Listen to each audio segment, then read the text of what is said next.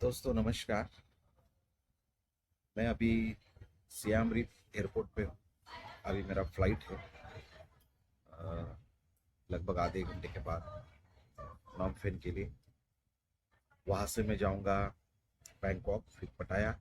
4 दिन का मेरा वो सफ़र है। 20 तारीख को मैं फिर से अपने मायभूमि, अपनी भारत भूमि लौटूंगा, इंडिया में आने वाला हूँ। ये वीडियो जो बना रहा हूँ मैं अभी, उसका मकसद ऐसा है। मैं लगभग 16 दिन सोहनविला में था और 4 दिन में सियाम रिप में था। तो ऐसे 20 दिन का मेरा सफर हुआ है अ, कंबोडिया में। मैं 29 तारीख को यहाँ पे आया था नॉमफेन में, और आज तारीख है 16। और यहाँ से 4 दिन के लिए मैं जा रहा हूँ बैंकॉक के लिए, पटाया के लिए, और फिर इंडिया। तो इस तरह का मेरा सफर है। तो थोड़ा सफर के बारे में एक्सपीरियंस शेयर करना चाहता हूँ कंबोडिया का। कंबोडिया आने के पहले या यहाँ पे आने के बाद भी जो मेरे कुछ इंडिया के दोस्त लोग हैं या सोशल मीडिया से भी कंबोडिया में बहुत सारे स्कैम्स होते हैं, उस बारे में जानकारी थी। मेरे साथ कुछ भी स्कैम नहीं हुआ, क्योंकि मैं अलर्ट था, हर एक चीज़ में सजग था। कंबोडिया में मैं जो आया था, मेरे चाइनीज़ फ्रेंड जॉन, उनके माध्यम से था मैं यहाँ पे। मैं सुहानुक विला में था, एक 4 स्टार होटल में था। वहाँ पे काफ़ी दिन होगा, मैंने 15-16 दिन में उधर ही था। तो नाइट लाइफ का बारे में, कैसीनोज, ये सब कुछ देखा मैंने। कोरंग बीच पे, आइलैंड पे भी गया। वहाँ अलग अलग बीचेस है उस आइलैंड पे, बहुत ही खूबसूरत है, जाना चाहिए आपको। तो वहाँ पे शॉपिंग भी मैंने की, मार्केट में भी गया। वहाँ पे कुछ सेल लगा था, वहाँ पे भी ब्रांडेड क्लोथ्स के लिए गया था शॉपिंग के लिए। Food, Chinese food daily basis पे मैं खाता था, वो सब बॉईल होता है।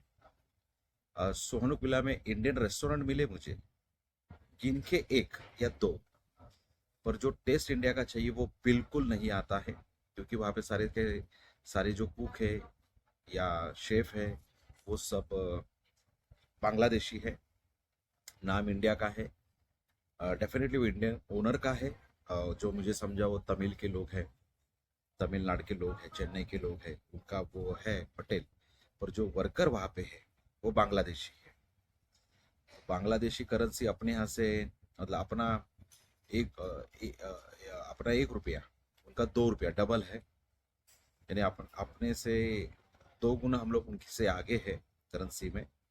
तो 3-3 लाख, 4-4 लाख, 5-5 लाख रुपए बांग्लादेशी भी लोग, लड़के लोग देते हैं यहाँ पे, और कंबोडिया के लिए जॉब करने के लिए आते हैं। यहाँ पे बहुत सारे स्कैम्स। तो पहला जो स्कैम मेरे सामने जो दिख रहा है वो है कैसीनोस। तो एक कैसीनोस में इतना लग्जरियस लाइफ, जैसे हम पिक्चर में या मूवी, हॉलीवुड मूवीज में जेम्स बॉन्ड के देखते जो कैसीनोस होते हैं, तो उस तरह के कैसीनोस, बहुत बड़े बड़े कैसीनोस है यहाँ पे, जो 24 आवर चलते हैं, जो बंद ही नहीं होते हैं। और वहाँ पे वो बैंकर नाम का गेम होता है, चाइनीज गेम, और जो हमारे समझ के तो बाहर था, ना शब्द समझ रहा था। और जिस कैसीनोज में हम लोग जा रहे थे, तो वहाँ पे जो लोग थे उनसे इंग्लिश में भी बात करें तो उनको इंग्लिश भी नहीं आती है। चाइनीज और खेमर करके जो कम्बोडियन लैंग्वेज है लोकल, उनको समझते तो ट्रांसलेट करना पड़ता है, और इंग्लिश तो बिल्कुल नहीं आती है। मतलब 90% यहाँ पे जो चाइनीज लोग आते हैं उनको इंग्लिश नहीं आती है, कम्बोडियन जो लोग उनको इंग्लिश नहीं आती है। तो सुहानुपिला में कैसीनोस जो सिस्टम है गैम्बलिंग का, तो उसमें समझना है कि वहाँ पे क्रिप्टो करेंसी यूएसडीटी भी चलती है। यानी यूएसडीटी में भी लोग वहाँ पे पैसे अच्छे खासे लगाते हैं और काम करते हैं। ये 24 आवर्स का जो कैसीनो है, लोग डॉलर्स में नोट लेके, चिप्स लेके, पर मैक्सिमम लोग नोट लेके खेलते हैं। कैश में पूरा गैम्बलिंग चलता है। कुछ वीडियो गेम जैसा भी बहुत सारा कैसीनोस होता है, वहाँ पे भी लोग काम करते हैं। फिर उसके बाद सिमरी पे मैं जो आया सोहानुक विला से, मैं सोहानुक विला से बाई लग्जरी बस आया। लगभग मुझे बताया गया था सिर्फ 7-8 घंटे का जर्नी है, पर वो 12 से 14 घंटे का जर्नी होता है ऑलमोस्ट। तो लग्जरी बस मैंने 7:30 बजे वहाँ पे नाइट में, इवनिंग में ली थी, जो $20 में थी। और यहाँ पे लगभग 6, 7, 7, 7:30 बजे तक मैं यहाँ पे पहुंचा था। तो जैसे सिमरिप पे आएंगे तो बस स्टैंड पे आपको बहुत सारे लोग जो है, वो सारे के सारे लोग टुक टुक के लिए आएंगे। तो ज़रूर उन लोग को इंग्लिश आती है क्योंकि टूरिस्ट प्लेस है सियाम रिप। तो टुक टुक वाले से अगर इंग्लिश में बात हो रही है, विश्वास हो रहा है, तो ज़रूर उससे बात कीजिए। बहुत सारे अच्छे भी लोग हैं। तो टुक टुक वाले से मैं कंबोडिया के मतलब सियाम रिप के होटल में गया। उसका $5 बोला, और उस पूरे दिन मुझे उन्होंने टेम्पल्स, 3 टेम्पल्स जो मेन है यहाँ के सियाम रिप के, अ, एक तोथोरॉम टेम्पल, बेयान टेम्पल, और जो सबसे जिसके लिए प्रसिद्ध है कंबोडिया, वांगरवट टेम्पल। ऐसे 3 टेम्पल्स जो 20 किलोमीटर में है। और सबसे बड़ा जो अंगरवट है वो पहला टेम्पल वहाँ पे बना था, जो 3.5 किलोमीटर में है। बाकी के दूसरे भी टेम्पल है वो 1.5-2 किलोमीटर के पूरे घेरे में आते हैं। पूरा टेम्पल घूमना है तो पूरा दिन जाता है, और चलने की ताकत आपके पास होनी चाहिए। और सबसे बड़ी बात, वहाँ पे गर्मी बहुत है यहाँ। तो गर्म डायरेक्ट हिट नहीं आती, पर वेदर पूरा का पूरा यहाँ पे गर्म होता है, तो पसीने छूट जाते हैं बहुत। मतलब हैंकी भी मेरे पास में था, वो पूरा गीला हो गया, टी शर्ट्स गीले हो गए। तो मैंने नया एक वहाँ पे अंकरवट के डिज़ाइन का नया शर्ट्स भी वाइट कलर का ले लिया। फिर यहाँ पे शूज़ प्रॉपर आपके पास होने चाहिए। पानी की बोतल आपके साथ में होनी चाहिए। सनग्लास आपका होना चाहिए। अगर कुछ तबीयत ठीक नहीं हो रही, गर्मी की वजह से इतनी गर्मी है, तो थोड़ा नींबू, उस तरह का जो ग्लूकॉन डी होती है, एनर्जी ड्रिंक वगैरह, उस तरह का भी अगर आपके साथ में होगा तो बहुत अच्छा रहेगा पूरे सफ़र में। बाकी आजू बाजू में तो नारियल पानी वगैरह तो मिलता ही है। और टिकट जो है वो आपको 37 किलोमीटर पहले, सॉरी 10 किलोमीटर पहले लेनी होती है टिकट्स। ऐसा हर जगह है, क्योंकि मैं वो मंदिर के बाद फ्लोटिंग विलेज भी गया था दूसरे दिन। फ्लोटिंग विलेज के बाद मैं किलिंग फील्ड पे गया था। फिर उसके बाद मैं आज के दिन लगभग मैं वॉर म्यूजियम में गया था, अंकोर नेशनल म्यूजियम में गया था। तो इनका भी टिकट दूर से पहले लेना पड़ता है। और स्पेशली तो वो अंगोरवट टेम्पल, तीनों टेम्पल आते हैं उसमें, और फ्लोटिंग विलेज का टिकट तो 10-10 किलोमीटर पहले लेना पड़ता है। तो $37 का टिकट होता है। फ्लोटिंग विलेज में थोड़ा सा स्कैम देखिए ऐसा है कि फ्लोटिंग विलेज का टिकट आप पहले तो $35 का यहाँ ले लेते हो 10 किलोमीटर पहले। फिर आपको बोला जाता है कि आपको 1.5 घंटा घुमा के लाएंगे, आपको लेके भी जाते हैं। और लगभग आधे घंटे के बाद आपको एक जगह वापस उतार देते और बोलते हैं दूसरी बोट आप यहाँ से पकड़ लीजिए, दूसरी नाव, और वहां से चले जाइए। और उसके लिए आपको फिर से $11 मांगते हैं। तो पहले जो काउंटर पे वहां पे नहीं बताते कि आपको इतना ही सिर्फ बोट से घुमाएंगे और उधर छोड़ेंगे और उसको वापस पे करना है। तो वो थोड़ा सा स्कैम जैसा मुझे लगा उतना ही। पर मैंने $11 पे किए, क्योंकि एकदम जंगल से, हरियाली से, ग्रीनरी से वो लेके जा रहे थे हमें। अलग एक्सपीरियंस था, पहली बार था। और मेरे साथ में एक यूएसए के कपल भी था, तो अच्छा लगा। फीलिंग अच्छा है, नॉट बैड, पर कॉस्टली है क्योंकि $35 पहले का और $11 उसका, यानी लगभग 46 डॉलर ऑलमोस्ट, इंटू लगभग ₹82 पकड़ लीजिए, उतना खर्चा है। तो 2,500, 3,300, 3,500 टिकट का खर्चा लगता है। तो वो होना चाहिए आपके पास। टुक टुक वाला जो होता है वो दिन का कम से कम आपसे $20 लेगा, 15 से $20। ट्रीटमेंट अच्छा देगा। वहां पे आने के बाद आप ये सारा चीजें घूमो। एलिफेंट फॉरेस्ट में थोड़ा सा स्कैम जैसे होता है, मैं नहीं गया वहाँ पे, इन्फॉर्मेशन ले ली मैंने, क्योंकि सुबह जाने का यहाँ एलिफेंट के लिए 8 बजे 9 बजे वहाँ पहुँचते हैं, फिर वो 2 बजे लेके आते हैं। वहाँ पे 10 एलिफेंट है, हाथी है 10, जो उनके लोकल माहौत लोगों के पास में होते हैं। फिर वो हाथी के साथ में एक दो हाथी को हाथ लगा सकते हैं, बाकी हाथी को हाथ नहीं लगा सकते हैं। वो बोलते हैं कि लोग हाथी को लोग अच्छे नहीं लगते हैं। तो ठीक है, कोई बात नहीं। फिर उन हाथियों को आप खाना फीड करना है, पानी देना है, फ्रूट्स देना है, उनके साथ फोटो खींचना है, बस इतना ही है। आप उनके ऊपर राइड नहीं कर सकते हो, उनके साथ में आप पानी के अंदर नहीं जा सकते हो, तो उतना एंटरटेनमेंट नहीं है एलिफेंट का, तो मुझे ऐसा लगा। बाकी $80 उसका सिर्फ फीस है। पिकअप एंड ड्रॉप होता है, लंच होता है, आपका टी कॉफी होती है, और हाथियों के साथ आपको फोटो खींचना है, बस इतना ही। और जंगल में होता है, देखने का नजर ही अच्छा है। ओपन हाथी जंगल में घूम रहा है, नजदीक आप उसके जा रहे हो, तो एक फील अच्छा है वो। पर कॉस्टली है, $80 कॉस्टली है। कॉस्टली कहने से अच्छा, जिसको अगर प्यार प्यार है हाथी से या जानवर से प्यार है और वो चाहता ही है देखना, तो उसके लिए नहीं कॉस्टली। सबके अपनी अपनी टेस्ट है। जैसे कोई मंदिर में जाता है और कहता है ये मंदिर क्या देखना है, पत्थर क्या देखना है, अभी इतने एशियंट वो कलाकृति देखने को मिलती है, तो होता है, सबका अपना अपना टेस्ट होता है। तो इस तरह है सारा। यहाँ पे कंबोडिया बियर बहुत सस्ती है, बहुत सस्ती, यानी लगभग ऑलमोस्ट $1 से भी कम की बियर आती है, $1 से भी कम की। जैसे हनीकेन वगैरह $2, $2.5, $3 तक मिलती है यहाँ पे, अलग अलग जगह पे। जैसे कोरंग पे मैं आइलैंड पे गया तो $3 पे भी हनी कैन लेना पड़ा, छोटा कैन लेना पड़ा। यहाँ पे बड़ी बोतल नहीं आती है, एक तो पाइंट आती है या तो कैन आता है। और यहाँ पे सबसे फेमस जो है कम्बोडियन लोकल बियर है, बहुत सस्ती और बहुत अच्छी लगी। अ, मेरे साथ में जो टुक टुक वाला था वो तो रोज लोग बोलता है कि मैं 5-5 6 पी के ही जाता हूँ। ठीक है, अपनी अपनी आदत है। पर मैंने भी टेस्ट किया, मुझे तो अच्छा लगा, नॉर्मल लगा, कोई दूसरे दिन हैंगओवर नहीं हुआ और कोई तकलीफ नहीं हुई। तो एक अच्छी चीज़ है कम्बोडियन बियर। फिर यहाँ पे जो कपड़े हम लोग लेते हैं तो थोड़ा संभाल के, फटा वगैरह कपड़ा कहाँ पे है, अ, अंदर से कहाँ फटा हुआ है, वो भी जरा चेक कर लीजिए। टूरिस्ट पॉइंट पे बहुत सारे लोग जो कुछ बेचते हैं, वो बुद्धा का स्टैचू हो सकता है, या जैसे मैंने ये खरीदा है टीकुड, ये ओरिजिनल है। ये मैंने वहां से लगभग $10 में लिया। और जो गुलेरी आती है, बैच की आती है, वो टोटल मैंने $10 में लिया है, टोटल टोटल, यानी $6-7 का मुझे पड़ा ही है। और एयरपोर्ट में यही है, $34, $35, $40 का था सेम। तो मैंने पूछा ये ओरिजिनल, तो ओरिजिनल ही कहा, ये ओरिजिनल टिकट है। क्लोथ्स इंपोर्टेड चाइना का माल आता है पूरा का पूरा क्लोथ्स के लिए, तो वो भी एक अच्छी चीज़ है यहाँ पे। रोड बहुत अच्छे है कंबोडिया में। सिर्फ वो विलेज के लिए, हम लोग फ्लोटिंग विलेज के लिए जाते हैं, वहाँ पे खराब रोड दिखा, बाकी रोड यहाँ पे अच्छे हैं। इंडियन खाने का रेस्टोरेंट पब स्ट्रीट पे है। पब स्ट्रीट में भी आपके साथ स्कैम हो सकता है लड़की के मामले में, उसके लिए बच के रहिए। वो आप एक्सपीरियंस होल्डर से बात कर लीजिए, वो सजेशन लेके ही आप उस पर आगे बढ़िए, क्योंकि नया देश है। लड़की कंबोडिया में भी स्ट्रिक है वैसे बहुत, और एक्सपेंसिव है।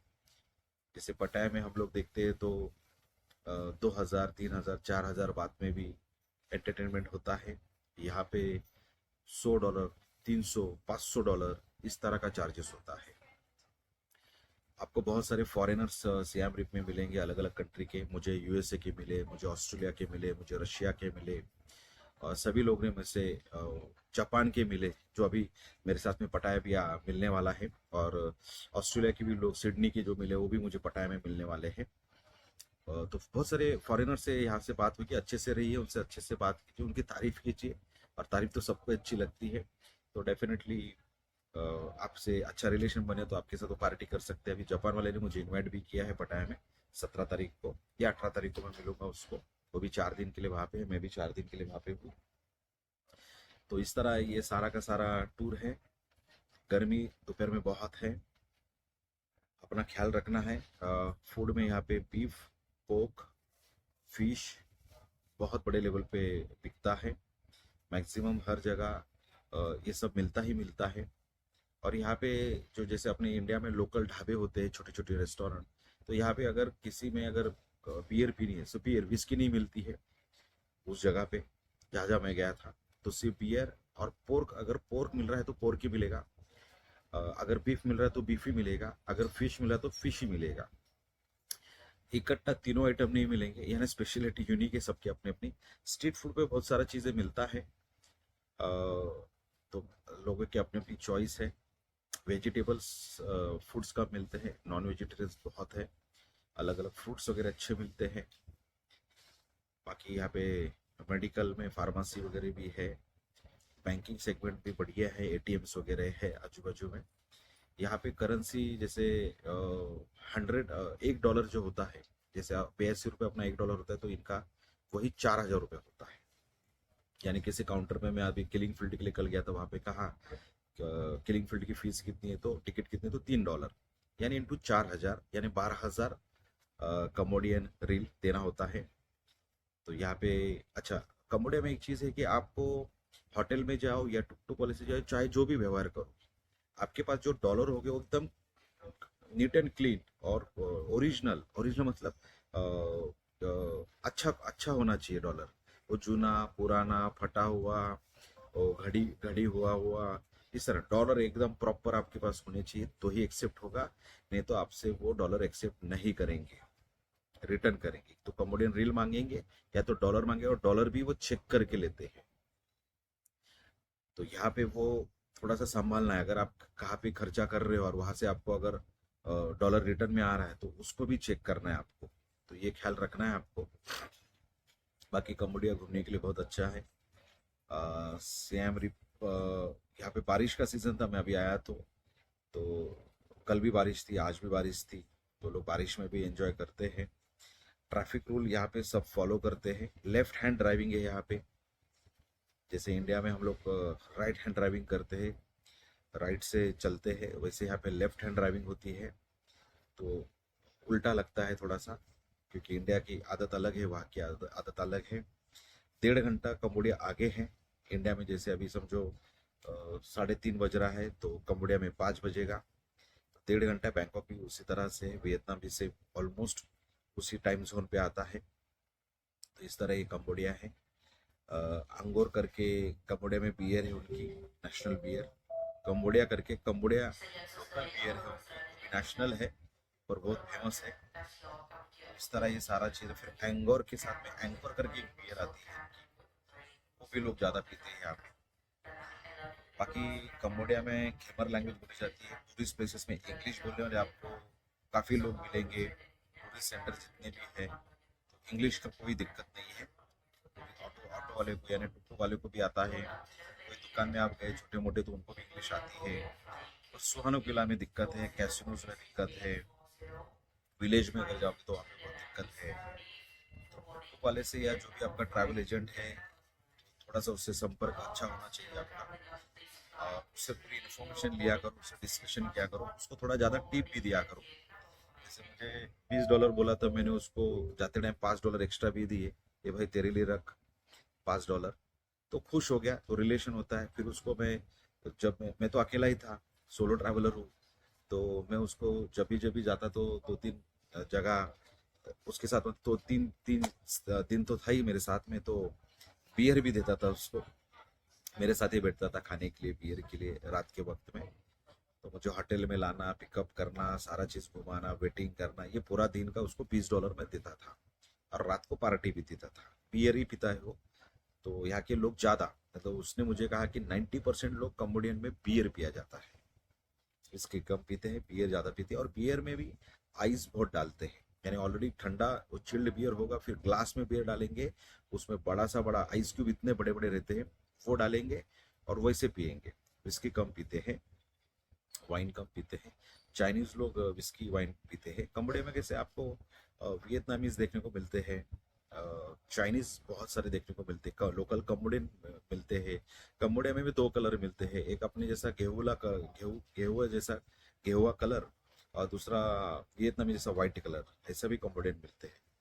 तो अलग अलग है, खाना पहनावा पहनावा पहरावा सब कुछ अलग अलग उनका है कम्बोडियन लोगों का। ओशन है आजू बाजू में, आइलैंड्स है, नेचुरल है, कुदरती है। तो बहुत अच्छा दिखता है, खूबसूरत है कम्बोडिया घूमने के लिए। जब टुक टुक से गुजरते हाईवे से, तो ठंडी ठंडी हवा लगती है, और टुक टुक भी लग्जरी जैसे बैठने जैसा होता है। ये सारी चीज़ें हैं। तो खान पान में भी लोग यहाँ पे फिश वगैरह वही सब नॉन वेजिटेरियन ज़्यादा प्रिफर्ड करते हैं यहाँ पे। बुद्धिस्ट कंट्री है, सारी चीज़ें चलती है यहाँ पे। कंबोडिया में स्कैम्स भी बहुत होते हैं जॉब को लेके। मुझे एक जन मिला था कंबोडियन के, मैं सुहानुकिला में एक जन मिला था जो मलेशिया में आया था और मुझे स्कैम के बारे में बात कर रहा था कि ऐसा ऐसा स्कैम होता है करके। मैं हाँ हाँ किया, उसको निकल गया मैं। तो आपको अनजान लोगों से बात करने के लिए डरना नहीं है, पर अलर्ट रहना है, सतर्क रहना है वो क्या बोल रहा है और क्या उसका आइडेंटिटी है, समझने की कोशिश करना है अगर आप बात करना चाह रहे हो तो। अगर उसको आपको उसके साथ रिलेशन बनाना है तो इस तरह स्कैम यहाँ पे जॉब को लेके होते हैं। बहुत सारे इंडियन लोगों को बुलाया जाता है, कॉन्ट्रैक्ट साइन किया जाता है। पेपर पे साइन करने के पहले देखना है पासपोर्ट आपका कभी किसी को नहीं देना है, बहुत संभाल के, जैसे कलेजा दिल आप संभाल के अपने पास रखे हो, वैसे पासपोर्ट आपको फॉरेन में रहना वक्त में संभाल के बहुत रखना जरूरी है। रूल फॉलो करना बहुत जरूरी है। नॉन स्मोकिंग जोन है तो ही तो थोड़ा सा अलर्ट रहना है smoking zone non smoking zone में, नहीं तो फाइन लग सकता है, चार्जेस लग सकते हैं। लड़कियों के इसमें थोड़ा सा बच के रहना है क्योंकि हावी हो जाते, शराब पिए रहते हैं। थोड़ा सा ख्याल रखना है टूरिस्ट पॉइंट पे पैसे का लेन देन में, डॉलर का एक्सचेंज में, मनी एक्सचेंज हो तो भी, ऑफिशियल मनी एक्सचेंज हो तो भी उसमें बच के रहना है। खाना भी सही तरीके से अच्छे जगह ही खाना है आपको। स्ट्रीट फूड भी खाओगे तो कोई भी दिक्कत नहीं, अच्छा ही रहता है।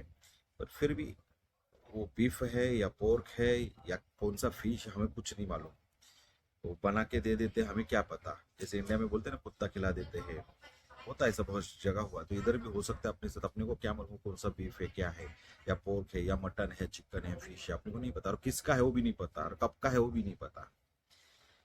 पर फिर भी लोग खाते हैं यहाँ पे, कोई दिक्कत तो नहीं है, खा सकते हैं अगर आप नॉन वेजिटेरियन लवर हो तो इस तरह का ये है।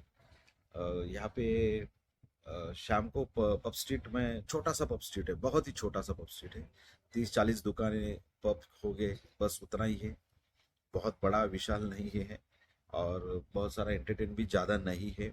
और जो पटाया का है वो अलग ही है दोस्तों, वो तो इसलिए पूरी दुनिया वहाँ पे आ जाती है क्योंकि उसका कंपैरिजन कर ही नहीं सकते। मैं मलेशिया में गया, मैं दुबई में गया, मैं इधर वियतनाम में गया, मैं इधर कंबोडिया में गया, नेपाल में गया, श्रीलंका में गया, तो ये बहुत सारे कंट्री में मैं गया। तो जो जो फील, जो एनवायरनमेंट पटाया का है नाइट लाइफ का, वो यहाँ पे नहीं मिलेगा। जो फ्रीडम है, फील तो सब जगह है, पर फ्रीडम जो है, ओपनली जो सारी चीजें है वो पटाया में है। मैं पटाया के फेवर में नहीं हूँ ना, आपको बोल रहा हूँ पटाया जाओ, जा रहे हो तो अच्छी बात है। पर एक उदाहरण बता रहा हूँ जो मुझे समझा आजू बाजू केस में से। तो पटाया फ्रीडम है सारा का सारा चीज़ों पे, तो वो एक अच्छी चीज़ है। बाकी कॉमेडियन लोग शांत है। यहाँ पे बहुत बड़ा वॉर भी हुआ था, तो वॉर में 1979 से लेके 10 साल 1990 तक ये वॉर चला था। ऐसा है। वो तो आज जो एक व्यक्ति मिला मुझे वॉर म्यूजियम में, तो उसको 5 गोली लगी थी, खुद था, उसने भी मेरा एक वीडियो रील बनाया। तो वहाँ पे सारे तोफ रखे थे म्यूजियम में, सारे गन, ग्रेनाइड, मिसाइल, बंदूकें, तोफ, दारूगोला, सब सब सब दिखाया जो पुराना था वहाँ पे। तो इस तरह भी है सारी चीज़ें।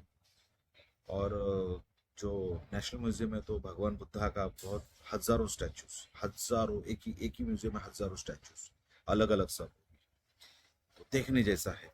दांगरवट का जो टेम्पल है विष्णु टेम्पल बोला जाता है, पर देखा जाए तो वो जो म्यूजियम से रिलेट जो मैंने किया और जो स्टडी किया, तो ये भगवान बुद्धा का ही टेम्पल है कंबोडियन, जो एक राजा ने बांधा था, बनाया था 3 टेम्पल जो। तो बहुत खूबसूरत बड़ी बड़ी मूर्तियां है भगवान बुद्धा की, पूरा जिंदगी भगवान बुद्धा के इसके ऊपर वो पूरी मुद्रा है वहाँ पे। तो ऐसे अच्छे बहुत कुछ इतिहास के बारे में समझ में आता है, बुद्धिस्ट रिलीजन के बारे में, हिंदू रिलीजन के बारे में भी।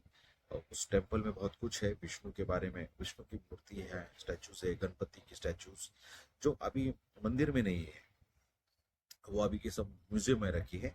मंदिर तो बस एक ओपन है, पर मंदिर भी देखने जैसा बहुत बड़ा मंदिर है। अलग अलग दीवारों पे अलग अलग चित्र है, नकाशी है, और बहुत खूबसूरत है। और ट्रेडिशनल खेमर जो सिविलाइजेशन है, किंग किंग किंग कैसे रहता था, उसकी पूरी डिजाइन, तो बहुत सारी चीजें यहाँ पे आपको दिखाई देती है। तो अच्छा है। तो कंबोडिया मुझे अच्छा लगा। तो आप अगर प्लान कर रहे हो तो ज़रूर कीजिए, कंबोडिया आना। एक बार आके ज़रूर देख लिए, नॉर्थ देख लीजिए, सिहानुक विला देख लीजिए, सियाम रिप देख लीजिए। घूमने जैसा है। एक 10-12 दिन का वक्त निकाल के आजिए, 2-3 दिन में नहीं होता है। और फ्लाई टू फ्लाई करेंगे, बाय रोड से जाना का ज़रूरत नहीं है। तो बाकी कुछ अपडेशन अगर होंगे और नई नई कुछ अपडेशन इंफॉर्मेशन होगी तो ज़रूर आपको शेयर करता रहूँगा। मिलता हूँ आपसे फिर से। आज के लिए इतना ही। बहुत बहुत धन्यवाद।